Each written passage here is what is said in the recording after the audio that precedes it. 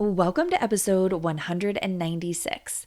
On last week's call, I shared about building your business from your minimums, aka the time and energy you are always able to give regardless of what's happening in your life. But what if you're ready to go bigger?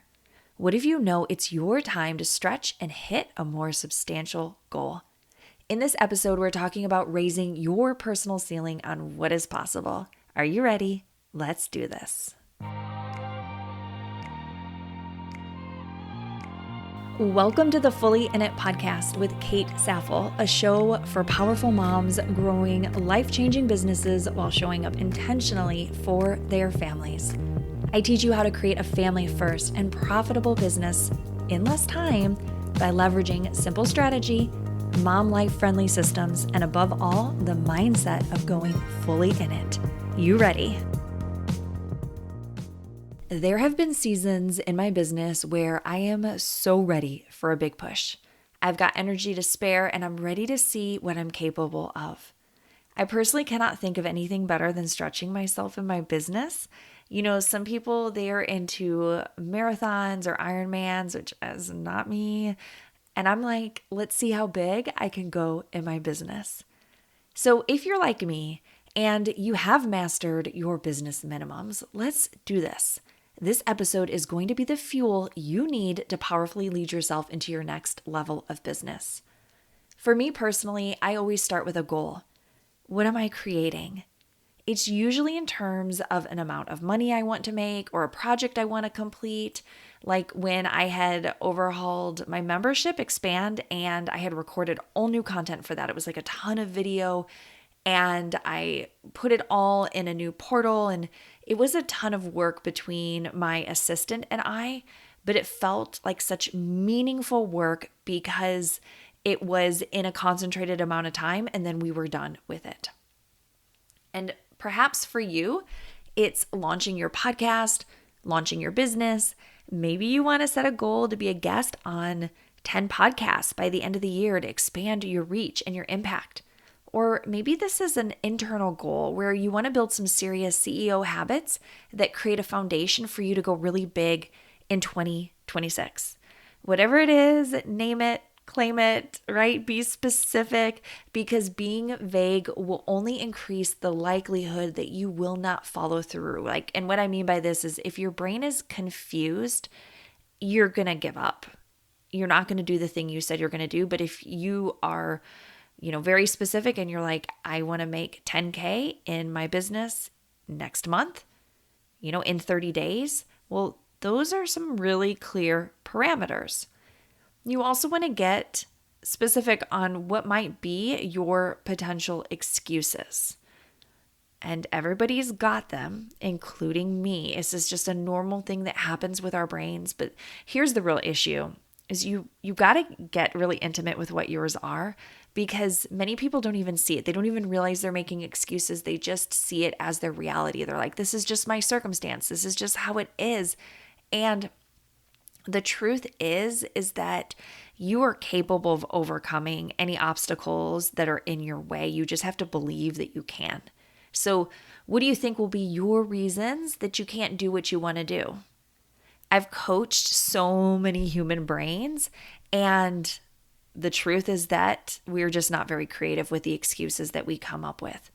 So most likely it'll have something to do with not enough time, not enough skill, or not enough belief in you, your goal, your business, the people you serve, something of that sort. So figure out what it is for you. Then you want to get to work solving for this ahead of time and just having these potential excuses laid out so that when it does come up, right, even if it's something as simple as like, I'm too tired to do it, you can question it, and then you can revisit your goal and why it's so important to you to bust through this excuse. And then the next thing you want to do is you want to look at the actions that you're willing to take, that you're going to take. What do you need to be doing to make your goal possible? If you're in this business maximum season, what are you dreaming about doing? What would feel just amazing to witness yourself accomplish? There's how you're showing up as the CEO in your daily habits and your self-care. So this means like, are you waking up and you're hitting the ground running? Do you have a plan for the day? Are you taking care of you, like drinking enough water, you're working out, you're eating well, you're sleeping well, you are giving your brain breaks, you are, being really intentional with your screen time and making sure that you're not getting too much so that you have all your creative capacity available, things like that. Then there's also the specific needle moving actions that you are going to take to reach your goal.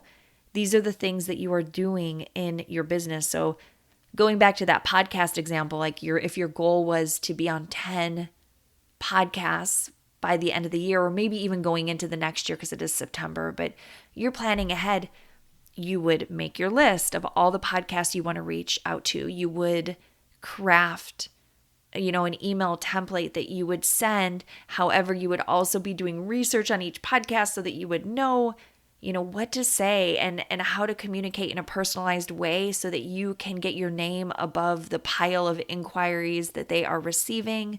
You would also know what you would be pitching. So what is it you want to talk about? What is your expertise? How is it going to benefit the host?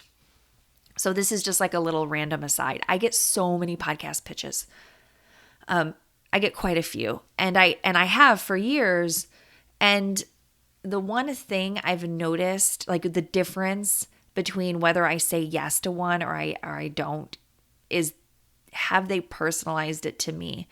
Can I tell that they've actually listened to my podcast? Do they know who I am and they address the email to me personally versus, my podcast name? I get a lot of like, "Dear Fully in it," and I'm like, no, click next. So these are just some examples of the action steps you would take if you were pitching yourself because you wanted to be on 10 podcasts. And that's just like a handful of the actions I would recommend in that case. So get clear on what yours are. Are you ready to scale your business? Listen, if you are, there is something you need to know. Smart Mom CEOs, they build the family-fueled way, where learning how to simply scale in less time is the key.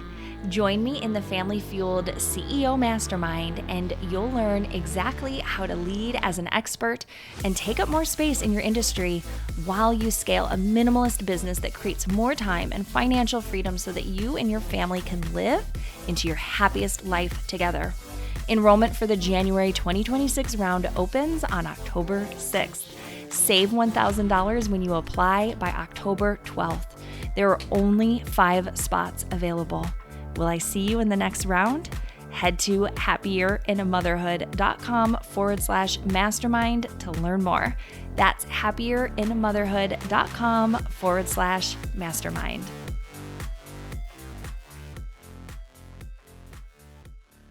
And then let's also just talk about, with Business Maximums, how this is going to show up with your money. So I had mentioned this a little bit on last week's podcast episode about how I wanted to talk about minimum and maximum amounts of money. So in last week's episode, and by the way, if you haven't listened yet, make sure you go listen to that. It's really important that you have that foundation.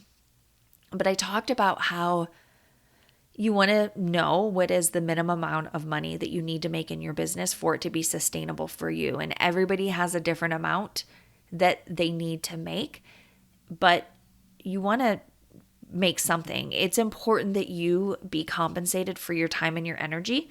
Of course, at the beginning of your business, you're not going to be making money. That's just part of it, right? So you're building value, you're working, you're putting all of that out into the world. And it takes a little bit for all of that momentum to build up and to turn into a paying customer. It will happen. You do have to be patient waiting for that. I know that's always like the hardest thing for everyone is like, when is it going to happen? When am I going to sign a client? Or when is someone going to buy my product? And it's normal to feel that way. It's just so important that you hold the belief until it happens. And you trust that it is coming for you because you have examples of how other people have done the same, right? So that's kind of one example of this. But then once you are making money in your business, you're going to have a minimum amount that you need to make to cover your business expenses, and then ideally to pay yourself as well. And for me personally, this has changed over the years, depending on, you know, what I'm doing in my business. And, it was different when I was financially supporting my family. And I wanted to pay myself quite a bit because we were traveling and, we wanted to be able to enjoy our travels. And then obviously we were paying, I was paying our family's bills as well. And so that's a bit different than it is right now. So for you, get clear on what the minimum amount is that you need to be having come into your business bank account every single month.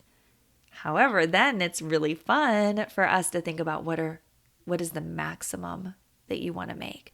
And by maximum, I don't mean like, that's the most that you want to make, or it's the most that you think you can make, but it's stretching yourself to believe that more is possible for you.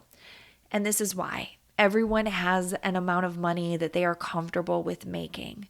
It feels really familiar. I think back to when I was a teacher, and I always made around, and this was years ago. Okay. So just, hear me when I say this was a long time ago. I would make maybe 29, 30,000 a year, 31,000, something like that. That was familiar to me. That was comfortable. And when I started my coaching business, the thought of making that amount of money per year in my coaching business was mind-blowing. Like, that was the biggest goal I could imagine, was someday replacing my teaching income. And then I surpassed it. And I was like, okay, well, now what are we going for, right? I think we should go for the big 6 figures. That's the next goal. And so for you, there is an amount of money that you can get to that feels familiar or comfortable. But then if you were to step a foot above that amount, you may find you start to doubt, you start to self-sabotage, and then you bring yourself back to your comfort zone financially. This means that you have hit your ceiling of what you believe is possible. And it doesn't mean you can't make more. You totally can. It just means that you've got to expand your belief to hold the new income amount. So when you are lifting or raising your financial ceiling of what you believe is possible for you to make, right? We're hitting that business maximum. Then you want to ask yourself, why is this amount of money, this new amount of money I want to make, actually, it's not a big deal. It just isn't. And you're going to kind of play in that way of thinking about the amount of money. Why is it just not a big deal? And then ask yourself as well, who is the version of me that does make this amount of money regularly and like it is just not a big deal? I spent quite a bit of my time and energy becoming someone who made 5-figure months before I actually started earning it. So what this means is that I normalized it in my daily actions and ways of being so that it just felt normal and comfortable when it happened. I prepared my mind and my body to be someone who could receive that amount of money regularly and not sabotage it. And so you just want to get clear with yourself what that amount is, and then build your comfort with it ahead of time so that then you can receive it. So the final piece of this that I want to talk to you about is maximizing your time and your energy. In business minimums, we focused on conserving both, right? Like, what is the minimum amount that you need to keep your business running? But if you're going to go bigger in your business, this means that you're playing at the top of your capacity and you're choosing to love it. Like, you love watching yourself play a big game. Even if it feels challenging at times, you're going to embrace the challenge, right? You get to see a new version of yourself and you don't mind feeling tired or stretched because you're so in love with where you're heading that it is 100% worth it. This means you need to fuel yourself well, get good sleep, move your body, treat yourself like the powerhouse CEO that you are. Then you sprint, just for a designated amount of time that you set ahead of time. I don't recommend playing at the top of your capacity year-round. Instead, you want to treat it like a strategy you dip into when you want more in your business. So, for example, I'm getting ready to go into a launch for the Family Fueled CEO Mastermind, and I'm 100% going to be playing at my business maximums. And I'm so excited because it's just a fun game for me. I love seeing what I'm capable of. I never get tired of this. But once the launch is over, I will be resting like a boss and taking off all of December for the holidays and for family time. I personally do not have my foot on the gas pedal year round. And this is just what works for me, but listen to yourself and find the seasonal rhythm that works best for you, your family, and your business. Okay, my love, that is it for today. If you're playing for your business maximums, send me a message. I would love to hear so I can cheer you on. Thank you so much for listening, and I will see you next week.